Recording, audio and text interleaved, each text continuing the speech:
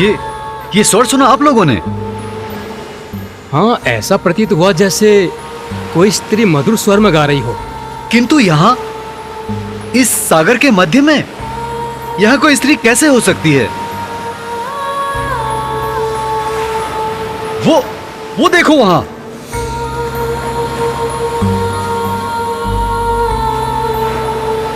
हम इस मार्ग से अनेकों बार आए हैं, गए हैं अपने व्यापार के लिए, लेकिन इससे पूर्व हमने ये द्वीप देखा नहीं। यहाँ पर कितना हरा भरा सुंदर और आकर्षक द्वीप है।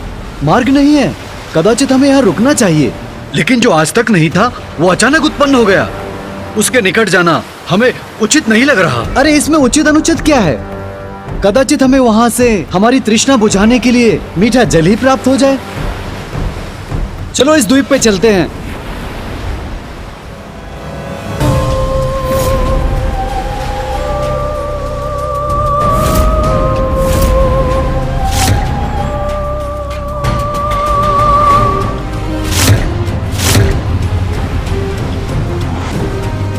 कितनी सुंदर स्त्री है ये। जितना सुंदर स्वर उतना ही सुंदर रूप भी। सुनिए।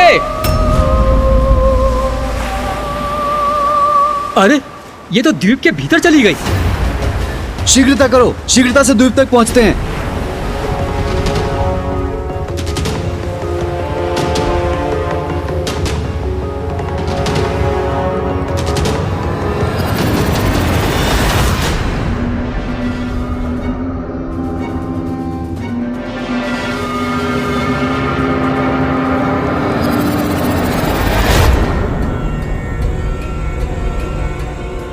अरे वो देखिए, वो जा रही वो सुंदरी। सुनिए, अरे सुनिए, अरे रुकिए, हम आपको कोई क्षति नहीं पहुंचाएंगे।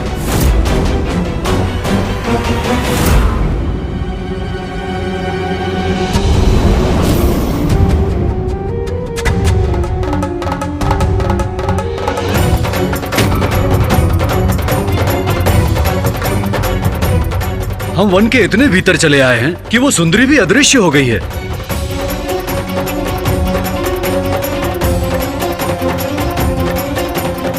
धुंध भी उत्पन्न होती जा रही है, अंधेरा बढ़ता जा रहा है। हमें वापस नौका पर लौट जाना चाहिए। हाँ चलिए।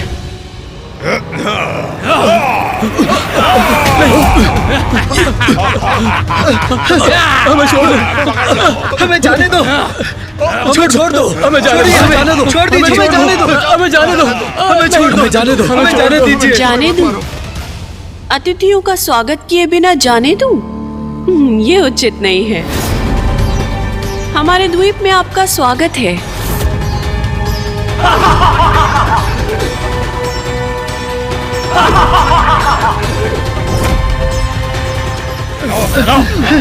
आगे छोड़िए, छोड़ दीजिए हमें।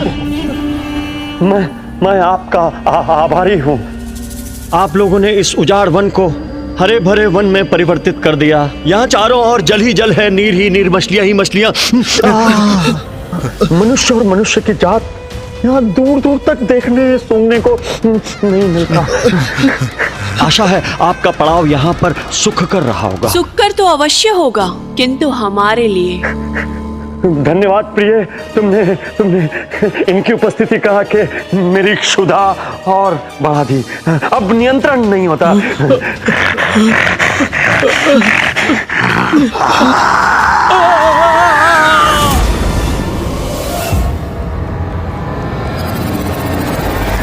आपने दारुक और दारुका को ऋषि औरव के शाप से बचने का मार्ग सुझाया, देवताओं के प्रचंड क्रोध से उनकी रक्षा की, किंतु वो तो फिर भी नहीं सुधरे। वो तो पुनः दुराचार में लिप्त हो गए।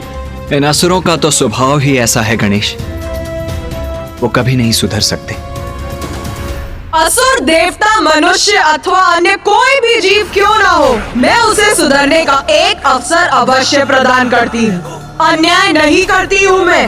व्यक्ति की प्रवृत्ति कैसी भी हो, उसे सन्मार्ग पर चलने का एक अवसर अवश्य प्रदान करती हूँ मैं। माता, मेरे मन में एक प्रश्न उत्पन्न हुआ है। मुझे तेरा प्रश्न अवश्य ज्ञात है, किंतु उस प्रश्न का उत्तर मैं नहीं वरुण देव देंगे। पूछ अपना प्रश्न।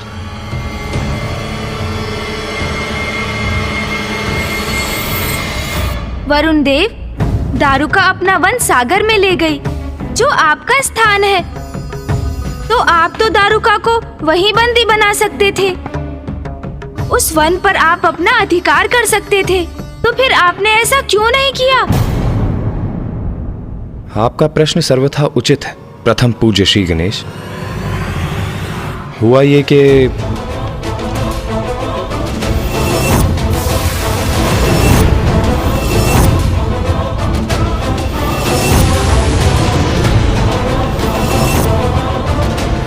क्या हुआ वरुदेव? क्या आपने उन्हें देखा? कहाँ है वो? आइए मेरे साथ इंद्रदेव।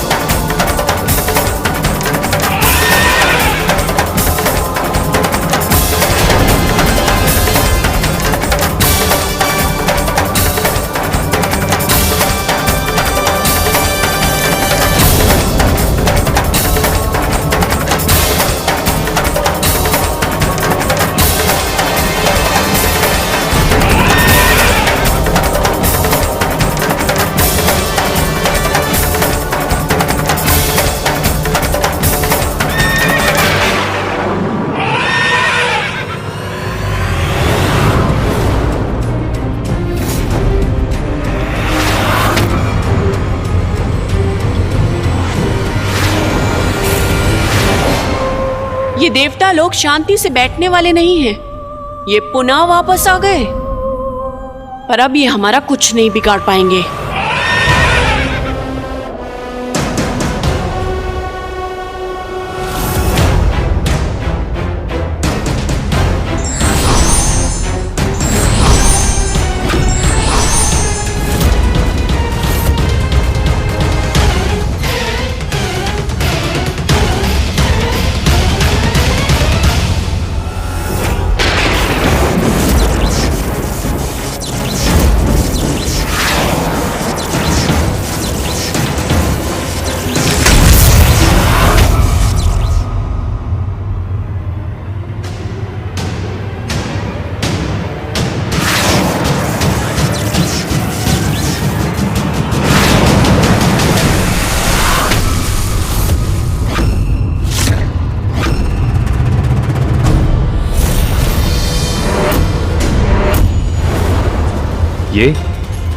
ये क्या हुआ?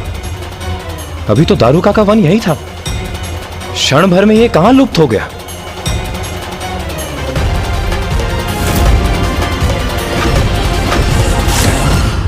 एक संपूर्ण द्वीप अचानक दृष्टि से ओझल हो गया।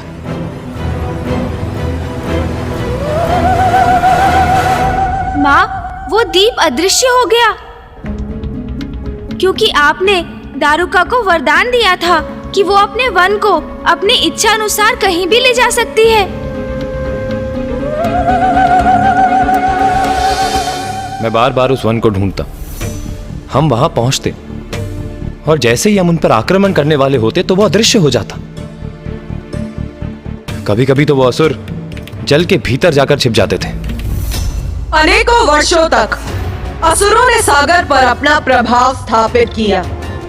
सागर के जीवों के साथ साथ उस पर यात्रा करने वाले यात्रियों को भी वो कष्ट पहुंचाते थे।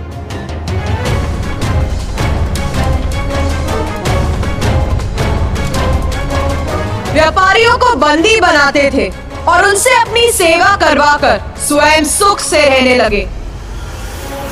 निरंतर कठोर श्रम कर जब वो बंदी मृत्यु प्राप्त करते थे तो असुर अन्य व्यापारियों का आखेट कर उन्हें बंदी बना लेते थे।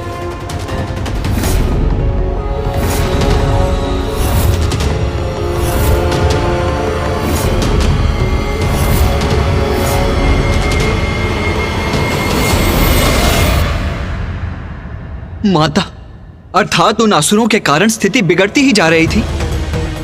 पृथ्वी पर वो ऋषियों को ताड़ना देते थे और सागर में निर्दोष व्यापारियों को। और हम इस संकट को दूर करने में असमर्थ थे।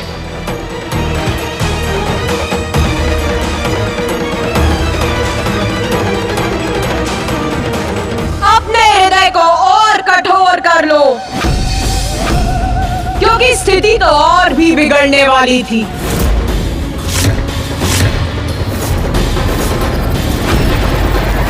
किंतु माँ, इससे बुरा क्या हो सकता था? ऐसा क्या किया दारुक और दारुका ने?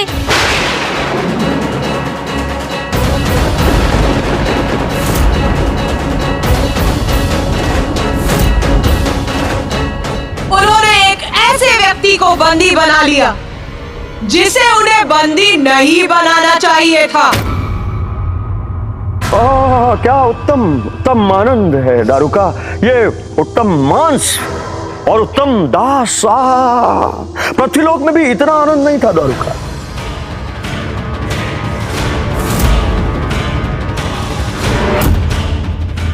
इनको ले जाओ, इनको बंदी बनाओ। ये भोजन के लिए बाद में प्रस्तुत करना। इनको खाएंगे, ले जाओ।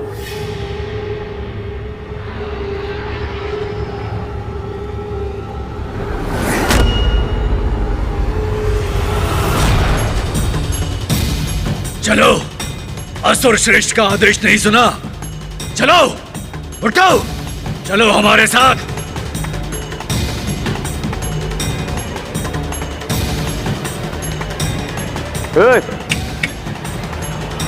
रुको।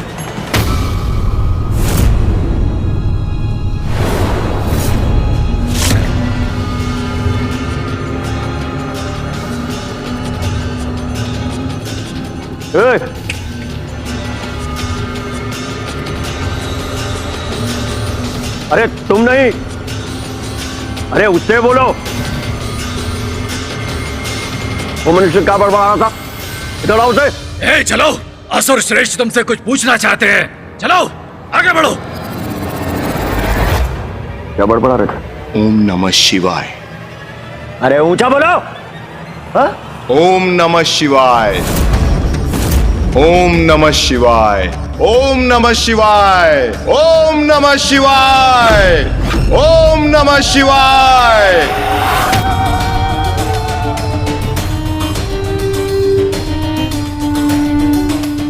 माता, कौन था वो व्यापारी? महादेव का प्रिय भक्त सुप्रिय।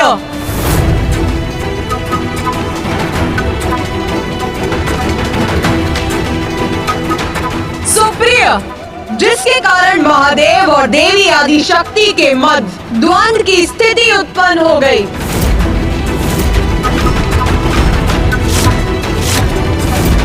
आपके और पिताश्री के मध्य द्वंद्व? जब माँ मूषिकासुर के विरुद्ध माँ उत्पन्न हुई थी, तब सृष्टि पर विनाश का कारण उत्पन्न हुआ था। ये स्मरण है मुझे। क्या पुनः वैसा ही हुआ है माता?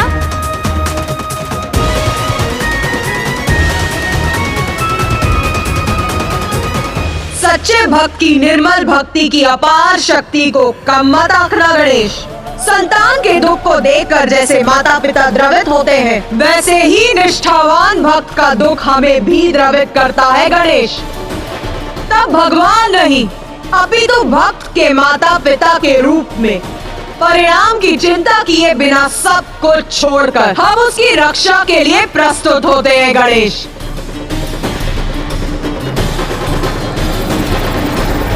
किंतु माता, ये द्वंद्व आवश्यक हुआ ही क्यों? क्या कारण था माता आदि शक्ति और पिताश्री के मध्य द्वंद्व का?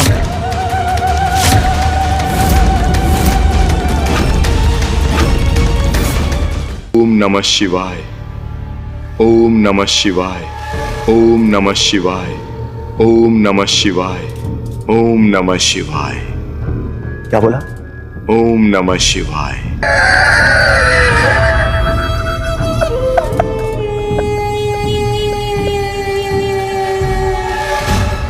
तुम्हें ज्ञात है तुम्हें क्या था मैं कौन हूं?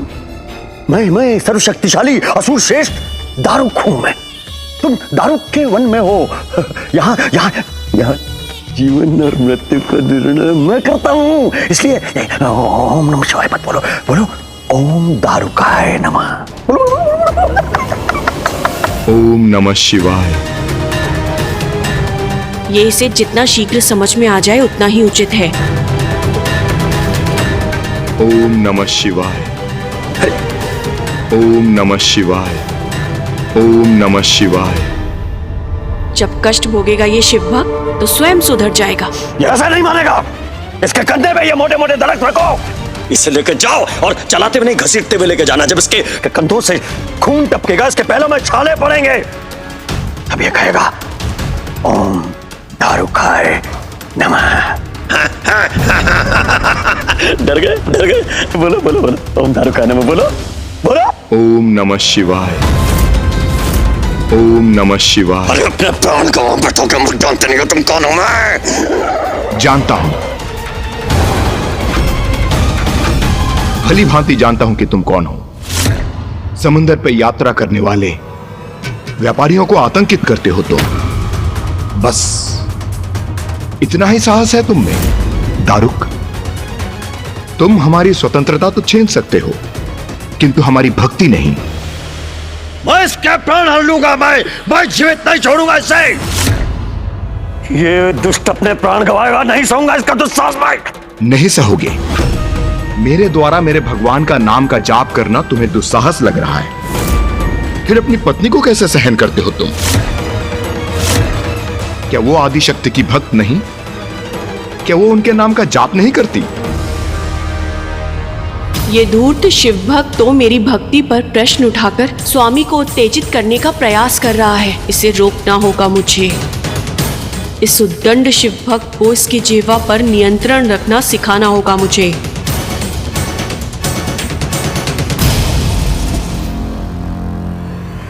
मुझसे अपनी तुलना कर रहे हो? मेरी भक्ति के फल स्वरूप स्वयं माता आदिशक्ति ने हमें वचन दिया है कि वो मेरे समस्त असुर समुदाय की रक्षा करेंगी। मेरी माता के प्रति भक्ति के लेश मात्र भी नहीं हो तुम। अगर ऐसा होता तो स्वयं महादेव प्रकट होते तुम्हारी रक्षा करने के लिए। आज जहां तुम बंदी बने खड़े हो, जहां तुम्हारे जीवन और मृत्यु का निर्णय हमारे हाथों में है, और ये वन मैंने माता की भक्ति से अर्जित किया है, और ये मेरे और मेरे स्वामी की भक्ति की अपार शक्ति का आधार है, क्योंकि माँ आदिशक्ति ही मेरी रक्षक है और तुम मेरे अनुसार एक मूर्ख व्यापारी हो, कोई भक्त नहीं। यदि महादेव तुम्हारी भक्ति का मान रखते तो स्वयं यहाँ पर प्रकट होते, किंतु कहाँ है वो? हमें तो नहीं दिखाई दे रहे। और तुम मेरे स्वामी के समक्ष बेड़ियों में जकड़े हुए दीनहीन अवस्था में एक निर्बल असहाय बंदी हो।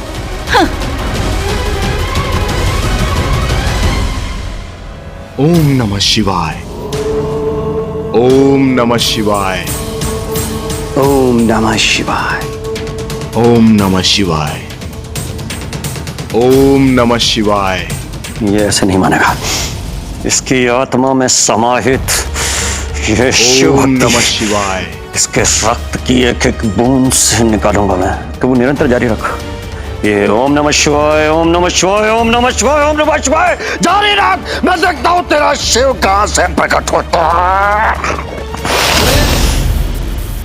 ओम नमः शिवाय। ओम नमः शिवाय।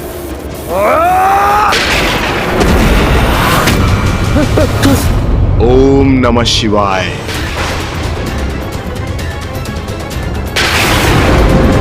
ओम नमः शिवाय। ओम नमः शिवाय। रुका, ये विद्युत ऊर्जा कहाँ से बनाई है? ओम नमः शिवाय। ओम नमः शिवाय। का ये आकृति क्या कैसी है ये? रुका, क्या है ये? ओम नमः शिवाय। ओम नमः शिवाय। ये अचानक संपूर्ण वातावरण इतना भयंकर रूप क्यों ले रहा है? ओम नमः शिवाय।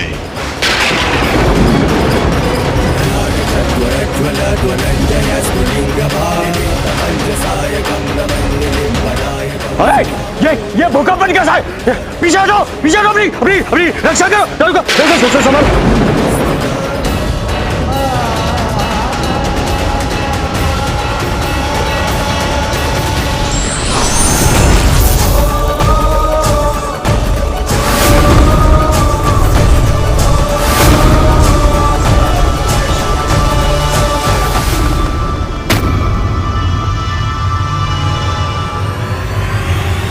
पिताश्री अपने भक्ति की रक्षा के लिए प्रस्तुत हो गए।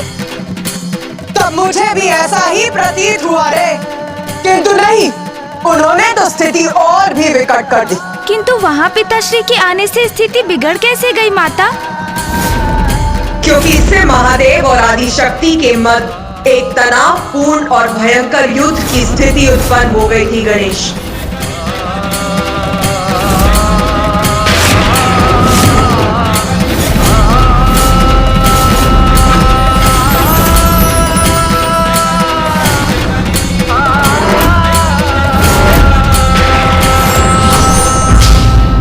और विपरीत परिस्थिति में भी जो अपने इष्ट और भगवान को नहीं भूलते वही सच्चे भक्त कहलाते हैं और भगवान भी अपने भक्त का ध्यान रखते हैं।